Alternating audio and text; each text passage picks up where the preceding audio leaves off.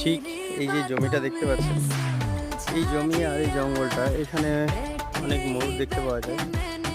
যদিও আজকে এখানে দেখতে পাচ্ছি না, আসার সময় হয়তো হয়ে গেছে। আর এই যে পেছনে যে জায়গাটা, এই জায়গা দিয়ে ময়ূর চলাচল করে, ময়ূর দুটো। তো দেখা যাক কখন আসে, অপেক্ষায় থাকি। আর আস্তে আস্তে দেখি নিচের দিকে নামি।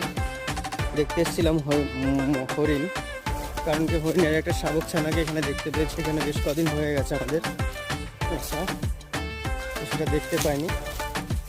দেখা যাক ময়ূর কখন আসে।